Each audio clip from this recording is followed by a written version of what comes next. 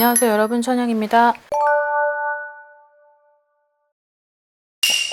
많이 있는 것 같아요. 근데 이 사회가 심각해질수록 더 그런 것 같긴 해요. 근데 되게 미묘한 차이점이 있어요. 여기서 영상을 들으시는 분은 되게 0.5차, 그러니까 종이 한 장 차이인데 정신병과 어떤 귀신병의 차이, 여기서에 좀 느껴야 되실 분들이 많을 것 같아요. 정신병은 아무리 결합체죠. 정신병과 빙의가 같이, 그러니까 귀신병을 거의 뭐 빙의라고 하죠. 그러니까 빙의가 결합이 되면, 빙의를 아무리 귀신 들린 병이어서 귀신 같은 사람이 이렇게 해결을 하면 말끔히 나아지는 게 빙의입니다. 근데 여기에 플러스 결합체가 정신병이면 빙의를 아무리 걷어내도 뇌의 손상이 갔기 때문에 어떤 의학적인 약을 꾸준히 먹고 가야 된다는 거죠. 그래서 되게 잘 미묘하게 관찰을 해야 돼요. 이게 정신병일까? 아니면 이게 정말 귀신병이냐?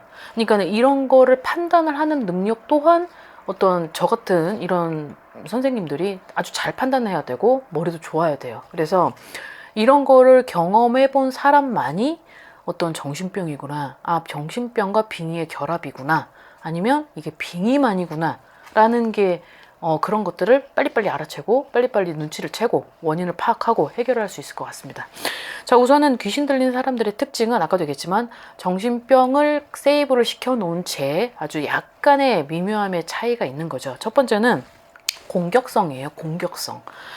빙의는 종류가 굉장히 다양해요. 다양한데 공격성을 일으키는 사람도 있어요. 그러니까 자기가 어떤 뭔가가 해결이 안 되거나 대화를 했을 때 자기 마음대로 안 되면 뭘 들어요. 막 뭘 들어야 되고, 어떤 뭔가 물건을 막 들어서 어떤, 예를 들어서 막 그 자기의 어떤 그 큰 힘을 과시하기도 하고, 어떤 막 협박하기도 하고 위협을 가하기도 하죠. 그래서 이런 공격성의 빙의가 있어요. 근데 귀신 들린 사람들 중에서도 이런 게 있고, 정신병을 가미한 사람도 이런 공격성을 가진 사람이 있습니다. 그래서 이 부분은 이제 약간의 미묘함의 차이에서 결정을 해야 될 것 같고, 이제 그런 것들을 상담할 때 이제 정신, 어떠한 과정과 과거, 어떠한 흔적, 어떠한 흐름이었었던 거를 들어본 후에 여기에서 판단을 하는 거죠. 자, 두 번째는 되게 나태함이에요. 나태함, 게으름인 거죠. 근데 자, 이 부분도 정신병을 감안한 채 세이브를 시켜 놓는 거죠.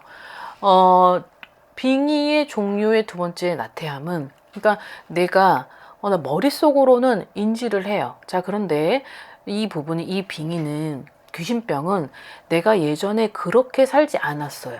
근데 어느 순간부터, 어느 시점부터, 어떠한 시기부터 나태함으로 바뀌어지는 거죠.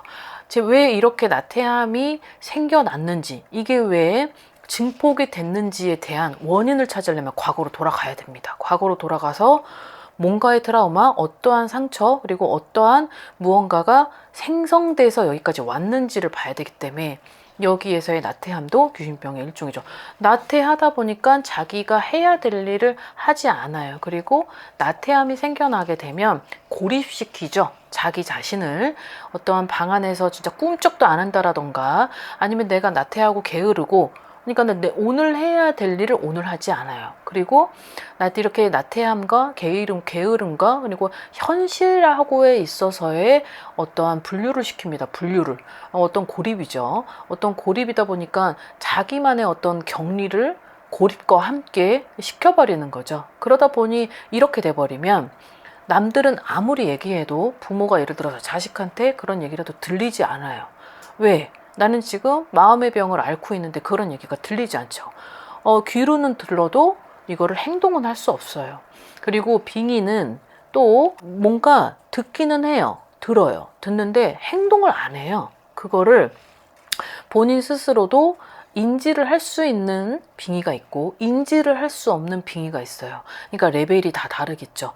자, 이 부분에 있어서는 이게 빙의냐 어떤 정말 정신적 병까지 있는 것이냐라고 잘 참고를 해 두셔야 될 것 같고, 자, 그 다음에 귀신병에 걸린 사람들, 빙의가 된 사람들은 정말 굉장히 빠른, 아주 고단수예요. 눈치가 아주 백단이라고 하잖아요. 제 눈치가 백단이야. 백단 이상이죠. 정말 사람의 어떤 내 마음을 정말 알고 있는 것처럼, 내가 지금 이외에도 어떤 행동 패턴을 전부 읽어내는 것처럼 그런 눈치가 굉장히 빠릅니다. 그리고 내가 그 당사자와 있지 않더라도 내가 만약에 저 상대가 다음에 어떤 일을 행할지는 분명히 예상을 하고 있고, 그리고 내 손바닥 안에서의 어떤 행동 반경에 있는지, 그리고 그 반경 내에서의 무언가를 할 것인지를 정확히 파악합니다. 그래서 근데 이 부분도 정신병 중에 일부인 나르시스트도 이런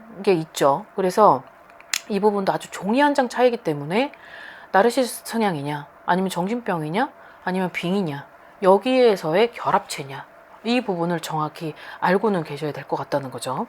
자, 그 다음에 마지막은 자기의 나르시스트들은 솔직히 자기의 신체 자해를 막 하고 그러진 않는 것 같습니다. 왜? 되게 이를테면 겁쟁이거든요. 그리고 겁쟁이기도 하고, 그리고 본인 스스로가 굉장히 흔히 말할 테면 그런 거에 있어서 겁이 너무 많기 때문에 자기의 신체 자해를 하진 않습니다. 예를 들어서 소시오패스 또한 자기의 신체 자해를 되게 어떤 막 팔을 긋고 막 그런 행위의 일부도 있겠지만 100%를 하진 않죠. 여기에서의 빙의는 100%의 어떠한 빙의가 좀 심해졌다, 그리고 상중하의 상해 레벨이다, 그러면은 자해를 하게 됩니다. 그 자해를 해서 자기도 모른 채 그런 자기 몸을 자해하고 아프게 하면서까지도 그렇게 계속 하는 거죠. 자, 근데 여기서 빙의는 귀신은 인간을 100% 점령을 할 수는 없어요. 그래서 내가 24시간 중에 내가 혼자서 인지를 할 수 있는 그런 영혼의 시간도 있다는 거죠. 그럼 귀신은 이 인간의 몸을 들어가서 뇌를 좌지우지 하더라도 죽일 수는 없어요. 귀신이 인간을 죽일 수는 없어요. 단지 이게 팩트인 거예요. 너가 혼자 죽으려고 하는 그 시도를 하게끔 유도는 합니다. 유도는 해요. 왜냐하면 감정을 조절을 하고 뇌에 어떠한 손상을 일으키면서까지 뇌로 들어가니까요. 그래서 그 부분을 너가 죽이게끔, 너가 죽게끔, 너가 그런 행동을 일삼게끔 유도를 해요. 그래서 여기에서도 잘 캐치를 하셔야 될 것 같아요. 자, 아까도 얘기했지만 빙이냐 정신병이냐 아니면 결합체냐, 이 부분에서 세 가지의 이 부류를 정확히 판단을 하셔야 되고, 그리고 요즘에는 사회가 이렇다 보니까 정신병의 어떠한 종류도 굉장히 다양하더라고요. 이제 더 많이 생겨나겠죠. 사회는 이제 이렇게 각박하게 됐고 더 힘들어진 어떤 이 시대가, 현실이 더 처참해지는 미래에 어떠한 그런 부류들을 생성시킬지도 모른다라는 생각을 해요. 그래서 이 부분을 더 이제 지체를 시킬 필요도 없고, 그리고 물론 이 부분을 본인이 판단할 수도 있고, 이 영상을 보는 부모라면 내 자녀가 그럴 수도 있기 때문에 이런 부분을 정확히 상담을 한 후에, 그리고 원인을 찾고 빨리 해결하는 것이 그 아이를 지키는 거고, 나를 지키는 거고, 내 옆 사람을 지키는 것 같습니다. 자, 오늘 영상은 여기까지 준비했고요. 오늘 하루도 즐거운 하루 되십시오. 안녕히 계세요. 구독과 좋아요 잘 부탁드려요.